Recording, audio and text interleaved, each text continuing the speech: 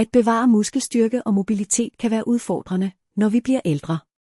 Men hvad nu hvis jeg fortalte dig, at plantebaserede proteiner kunne gøre en stor forskel? For seniorer over 60 år er protein afgørende for at forblive stærk, aktiv og uafhængig. Den gode nyhed er, at plantebaserede proteiner ikke kun er for vegetarer. De er spækket med essentielle næringsstoffer, der hjælper med muskelgendannelse, knoglesundhed og endda reducerer inflammation. I dagens video dykker vi ned i de 6 bedste plantebaserede proteinkilder, som ikke kun er gode for din krop, men også nemme at inkorporere i dine daglige måltider. Uanset om du ønsker at rykke op i din kost eller blot ønsker at forblive stærk og sund, vil disse fødevarer give dig al den støtte, du har brug for. Klar til at finde ud af, hvad de er? Lad os komme i gang. 1. Quinoa. Har du nogensinde spekuleret på, om et lille korn faktisk kunne hjælpe dig med at forblive stærkere og gå lettere efter 60? Tro det eller ej, quinoa er en af de bedste fødevarer, du kan spise til dine muskler, knogler og ben. Hvorfor er quinoa en stor sag for seniorer? Det er fordi quinoa er et komplet protein, hvilket betyder, at det giver dig alle 9 essentielle aminosyrer, som din krop har brug for at opbygge og reparere muskler. Når vi bliver ældre, er det at holde stærke muskler nøglen til at stå højt, bevæge sig let og holde balancen.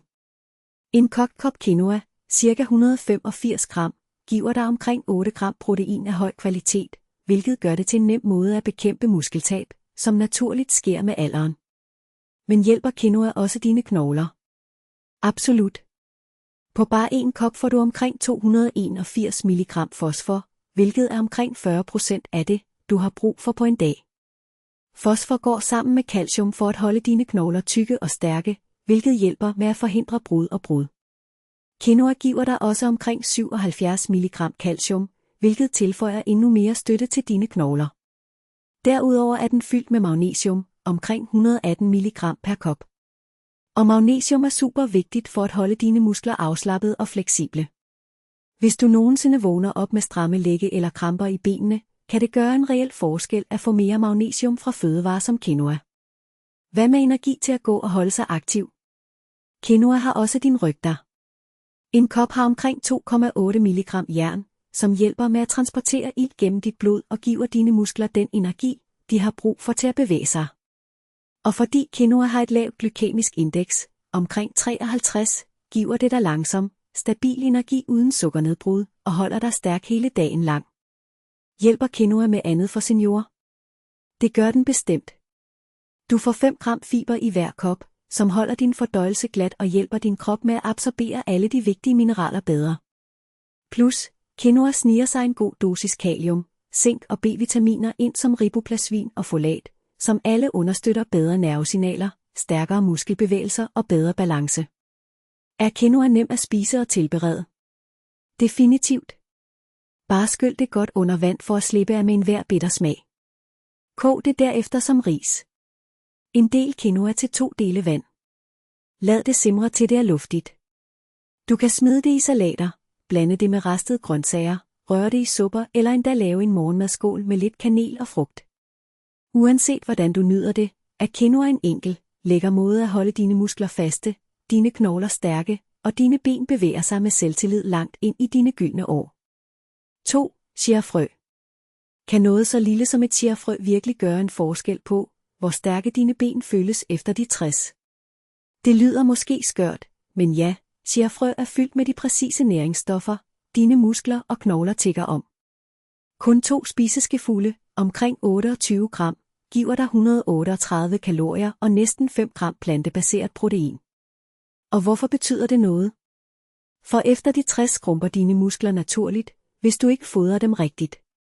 Det lille hit af protein fra chiafrø hjælper med at holde dine ben, hofter og kerne stærkere, så du kan bevæge dig med mere selvtillid hver dag. Du tænker måske, men hvad med mine knogler? Kan chiafrø også hjælpe dig? Absolut. På kun 1 ounce får du 177 mg calcium, omkring 13% af det, du har brug for dagligt. Calcium holder dine knogler tætte og seje, hvilket betyder færre risici for brud eller fald. Plus, chiafrø er fyldt med fosfor, 265 mg, omkring 21% af dit daglige behov. Og mangan, 1 mg, ca. 43% DV. 2 mineraler, der arbejder bag kulisserne for at genopbygge og styrke hele dit skelet.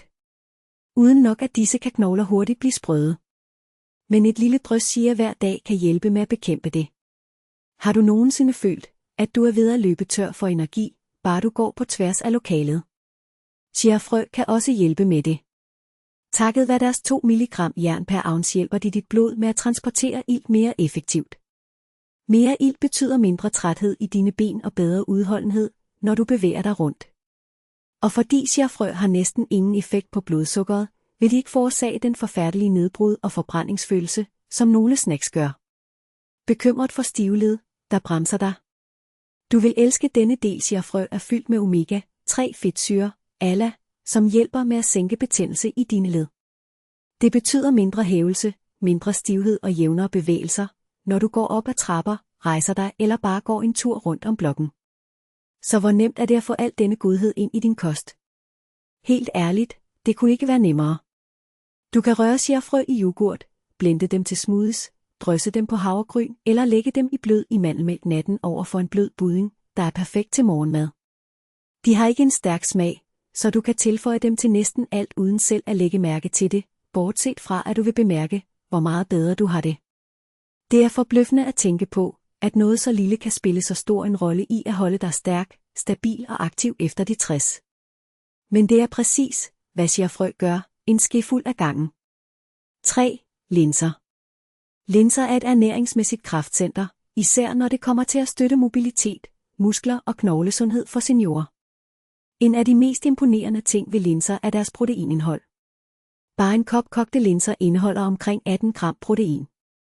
Dette er afgørende, fordi når vi bliver ældre, taber vi naturligt muskelmasse, og det er vigtigt at holde dine muskler stærke for at bevare mobiliteten.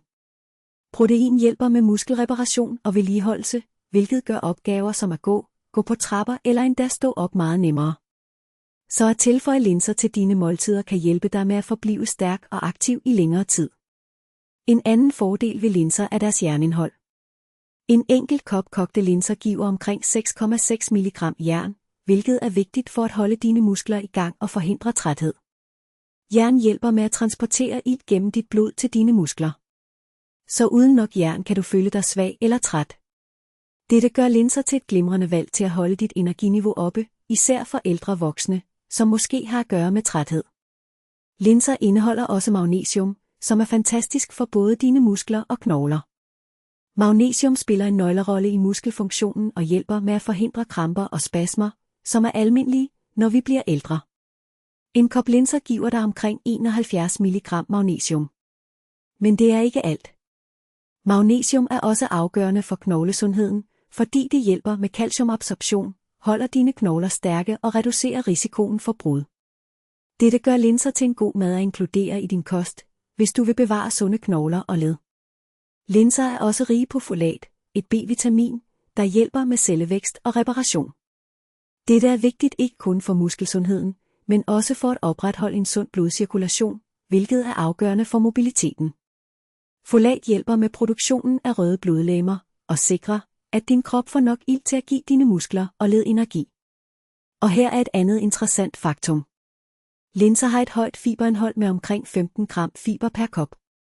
Fiber er afgørende for fordøjelsessundheden, men det hjælper også med at styre kolesterolniveauet og understøtter hjertesundheden. Når dit hjerte er sundt, forbedres blodcirkulationen, hvilket også gavner dine muskler og led. God cirkulation betyder bedre mobilitet, hvilket er nøglen til at forblive aktiv og bevæge dig frit, når du bliver ældre. Med alle disse næringsstoffer pakket ind i en lille, overkommelig madvare, er linser en fantastisk tilføjelse til enhver seniors kost.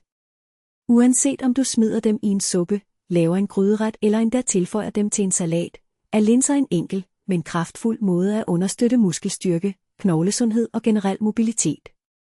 Og det bedste er, at linser er alsidige, overkommelige og nemme at tilberede, hvilket gør dem til et godt valg til et nænde, mobilitetsfremmende måltid. 4. Kikærter. Kikærter er utroligt gavnlige for seniorer, og det bedste er, hvordan de hjælper med at forbedre mobilitet, muskelstyrke og knoglesundhed. For eksempel, hvis du ønsker at sænke kolesterol, kan kikærter hjælpe betydeligt. Forskning viser, at indtagelse af 1. februar til en kop kikærter om dagen kan reducere LDL-kolesterol, det dårlige kolesterol, med 5-10% inden for kun 4-6 uger. Denne reduktion kan gøre en stor forskel i hjertesundheden, da sænkning af LDL-kolesterol reducerer plakopbygning i arterierne, hvilket kan forbedre blodgennemstrømningen og ilttilførselen til muskler, knogler og led. Når det kommer til knoglesundhed, er kikærter fyldt med mangan, et mineral, der er afgørende for at bevare stærke knogler. Mangan understøtter kollagenproduktionen, som er afgørende for knogle- og brusksundhed.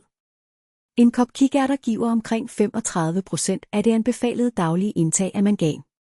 Forskning har vist, at mangan kan hjælpe med at forbedre knogletætheden.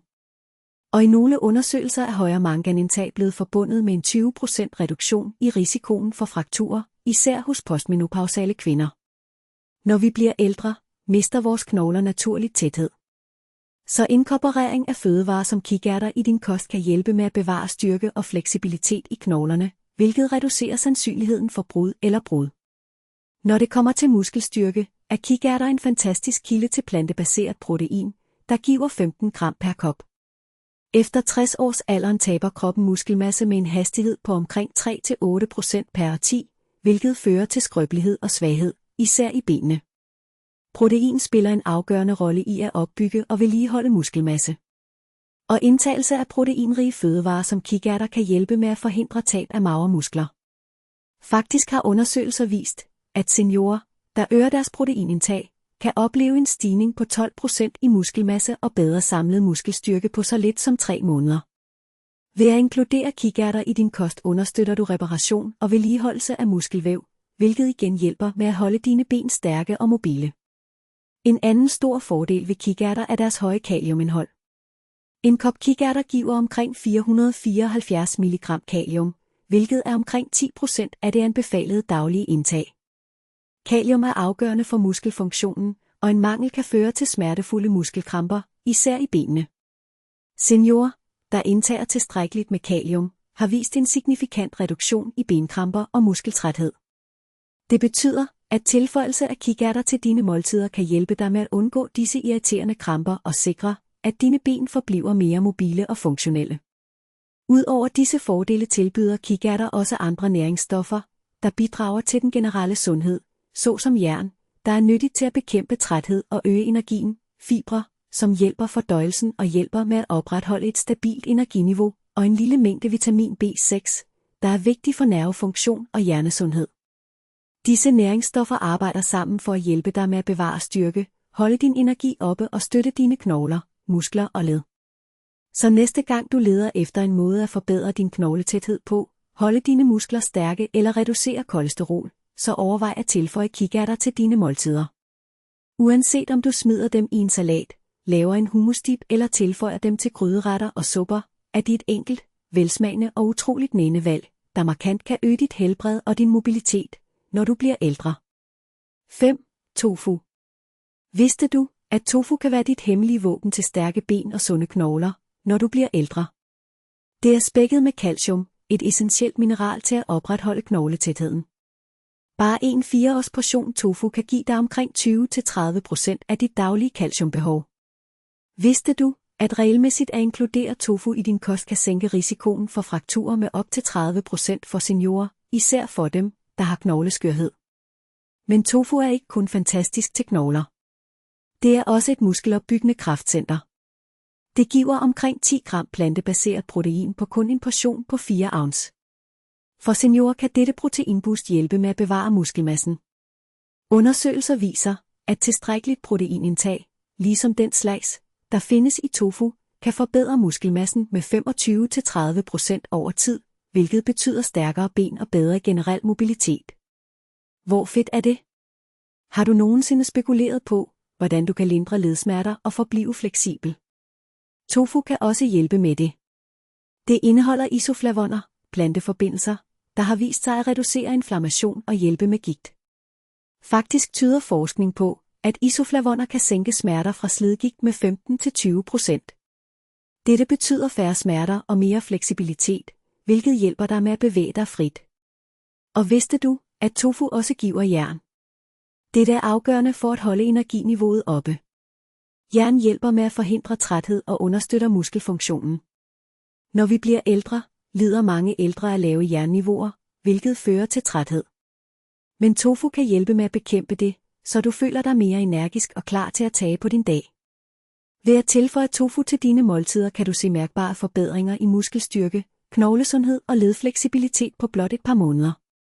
Uanset om du griller, rører, steger eller blander det i smoothies, er tofu en nem og nænende måde at støtte dit generelle helbred på.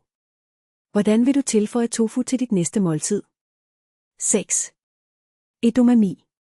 Edamame er levende grønne sojabønner, der ofte findes i butikker eller restauranter. De er spækket med fordele, især for seniorer. Disse små bønner kan hjælpe med at øge muskelsundheden, støtte knoglestyrken og forbedre mobiliteten. Disse små bønner er en fremragende kilde til plantebaseret protein, der giver omkring 17 gram protein per kop. Efterhånden som vi bliver ældre, bliver det mere en udfordring at opretholde muskelmasse, og ødem kan være en nem måde at hjælpe med at bekæmpe muskeltab. Forskning viser, at proteinrige fødevarer som eddetun kan forhindre op til 5% af muskelmassetab i løbet af et år. Så ved at tilføje dem til din kost, arbejder du aktivt på at holde dine ben og hele kroppen stærkere og mere mobile. Vidste du, at edamame også er rig på calcium, som er afgørende for stærke knogler? Bare en kop edamame kan give dig omkring 10% af dit daglige calciumbehov. Calcium hjælper med at holde dine knogler tætte og stærke. Og efterhånden som du bliver ældre, er det endnu vigtigere at sikre, at du får nok til at bekæmpe osteoporose eller knogleskørhed. Edamame er også en fantastisk kilde til magnesium, et mineral, der hjælper dine knogler med at absorbere calcium mere effektivt. Det betyder, at du ikke kun får calcium, men du sørger også for, at dine knogler maksimerer fordelene. Men det stopper ikke der. Edamame er fuld af antioxidanter som C-vitamin, som understøtter dit immunsystem og hjælper med at reducere inflammation. For seniorer betyder mindre betændelse færre ledproblemer, hvilket direkte påvirker mobiliteten. En undersøgelse viste, at tilføjelse af antioxidantrige fødevarer som eddetun til din kost kan hjælpe med at reducere ledsmerter og stivhed med op til 25%. Hvilket er fantastiske nyheder, hvis du gerne vil holde dine ben i bevægelse, når du bliver ældre. Derudover er edamame høj i fiber, som hjælper med fordøjelsen og holder dig mæt i længere tid. At opretholde en sund vægt er afgørende for ledsundheden, da ekstra kilo kan belaste dine ben og knæ unødigt. Fibrene i edamame kan også hjælpe med at regulere blodsukkerniveauet, hvilket er særligt vigtigt for seniorer, der ønsker at opretholde en stabil energi hele dagen. Hvis du undrer dig over, hvordan du kan nyde edamame, er mulighederne uendelige. Du kan dampe dem og drysse lidt havsalt til en hurtig snack. Tilføj dem til salater for lidt ekstra crunchy, eller smid dem i rørefritter med dine yndlingsgrøntsager. Tilføjelse af dem til din kost blot et par gange om ugen kan have betydelige positive effekter på din muskelstyrke, knogletæthed og ledmobilitet. Med alle disse fordele er det ikke underligt, at edamame betragtes som en superfood for seniorer. Hvis du fandt denne video nyttig og lærte noget nyt, så glem ikke at trykke på like-knappen og dele den med nogen, der kunne drage fordel af disse plantebaserede proteintips. Abonner på kanalen for mere indhold om sund aldring, mobilitet og styrke. Og hvis du har prøvet nogle af disse proteinkilder eller har dine egne yndlingsplantebaserede fødevarer, så smid en kommentar nedenfor. Jeg vil meget gerne høre, hvad der har virket for dig. Bliv stærk, fortsæt i bevægelse, så ses vi i den næste video.